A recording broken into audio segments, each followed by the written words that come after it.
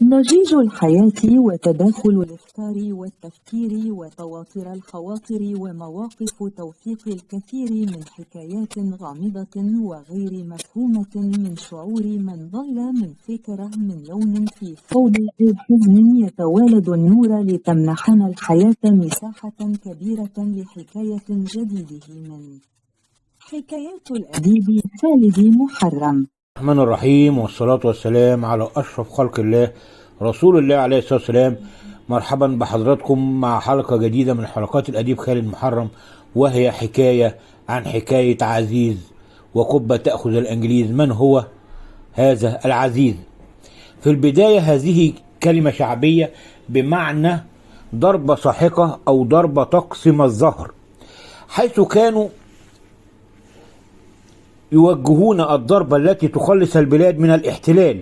الهتاف هذا انتشر في فترة الاحتلال البريطاني، خصوصا بعدما ما بقى عزيز المصري رمزا للكرامة المصرية العسكرية، ورفضه الصريح لأي تعاون مع الاحتلال الإنجليزي. والناس في مصر رأت فيه الضابط الذي لا يبتاع ولا يخاف ولا يبتذل مواقفه. كانوا يهتفون باسمه لأنهم كانوا يرون فيه الأمل والبصر والبصيرة، وقد رأوا فيه القائد الذي ممكن أن يعود بالجيش المصري إلى هيبته. وقد رأوا فيه رجل قال لا وقت ما ناس كثيرة قالت حاضر ونعم ورضخت للاحتلال.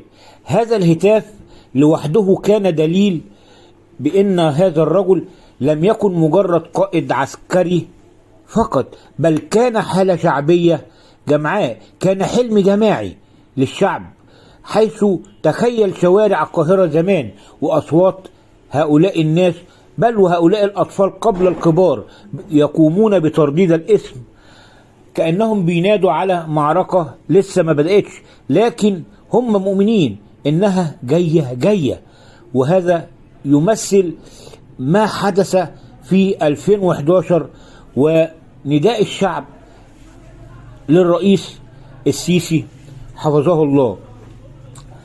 وهذا يرينا قد ايه كان عزيز المصري كان اكبر من المنصب، كان رمز مقاومة، كان حكاية مصرية خالصة في زمن كانت فيه مصر تنادي باسم رجل كما تنادي باسم وطن. اختفى اسمه من كتبنا، لكن لم تختفي بصمته في تاريخنا. هذا الرجل ظل في الشوارع، في المقاهي، في الأزقة الضيقة، حتى كان الهتاف يهز الأرض: يا عزيز يا عزيز قبة تأخذ الإنجليز. لم يكن الهتاف أغنية ولا كان مجرد شعار، بل كان وعدا، كان غضب أمة محتبس في حنجرة رجل واحد. لكن من هو عزيز الذي كانت تهتف له مصر وشعبها حتى بحت الأصوات؟ ولماذا أرادوا أن يمحوا اسمه من الذاكرة؟ اسمه في شهادة الميلاد عبد العزيز زكريا علي، لكن التاريخ عرفه باسم آخر، وهو اسم عزيز المصري. وقد ولد عام 1880 يتيما قبل أن يبلغ 15. مات أبوه ثم لحقت به أمه، وكأن القدر أراد أن يختبر صلابة هذا الطفل مبكرا. نشأ في بيت أخت قوية، لكن قلبه كان في مكان آخر. كان يرى وطنا محتلا وأمة ممزقة وجيش بلا روح. قرر أن يصبح سيفا. دخل الكلية الحربية في اسطنبول، وهناك لمع نجمه وكان من الأوائل. يتعلم من الألمان الانضباط، ومن الأتراك السياسة، ومن العرب الغضب، حيث التقى بشباب سيغيرون وجه المنطقة، وهو مصطفى كمال أتاتورك ونور السعدي وجعفر العسكري. وكانوا جميعا يتناقشون في شيء واحد: كيف نسقط الظلم. انضم إلى جماعة الاتحاد وترقى. شارك في خلع السلطان عبد الحميد، لكن حين اكتشف أن القومية التركية تقصي العرب انسحب بهدوء. لم يكن يبحث عن سلطة، كان يبحث عن كرامة. ثم جاءت اللحظة الفارقة، وهي ثورة اليمن 1911، وقد أرسل لقمعها على رأس الجيش العثماني. كان يمكنه أن يغرق البلاد في دم، لكنه فعل عكس هذا بيقين وإيمان، وأوقف القتال وعقد صلحا تاريخيا وحقن دماء المسلمين. هذا هو المصري الأصيل. ثم انتقل إلى ليبيا ليقاتل الإيطاليين، وهناك وسط الصحراء ابتكر أسلوب حرب العصابات قبل أن يشتهر المصطلح عالميا. كان يتحرك كالشبح، يضرب ويختفي، حتى أصبحت تجربته تدرس لاحقا في ألمانيا نفسها، وإلى اليوم في معظم المدارس العسكرية. لكن الخطر الحقيقي لم يكن من الأعداء في الميدان، بل من الأعداء في الكواليس. في عام 1914 اعتقله الأتراك كما هي خستهم ودناءتهم، اتهموه بالخيانة وحكم عليه بالإعدام.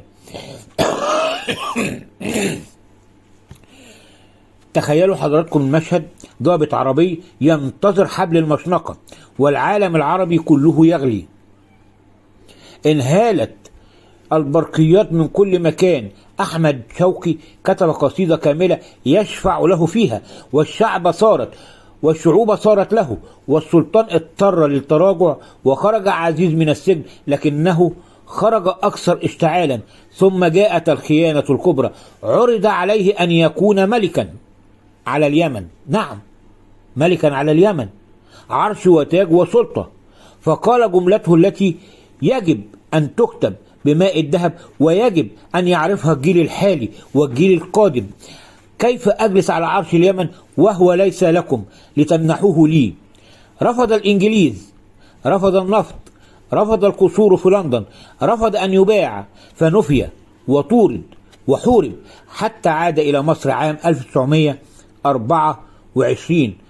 فتح أبواب الكلية الحربية لأبناء الطبقات الفقيرة، ودخلت دفعة جديدة، من بينهم شاب اسمه جمال عبد الناصر، وآخر اسمه أنور السادات. كان هو الأب الروحي لجيل سيسقط الملك، وكان من المفترض أن يقود الثورة بنفسه، لكنه رفض الوجاهة. اختار أن يصنع القادة لا أن يتصدر الصورة.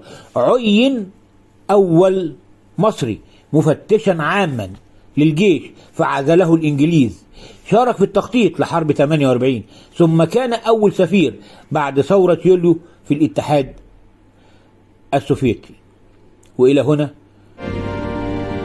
أترككم في رعاية الله وحفظه، إلى حلقة جديدة من حلقات حكايات الأديب خالد محرم. السلام عليكم ورحمة الله وبركاته. الرحمن الرحيم، والصلاة والسلام على أشرف خلق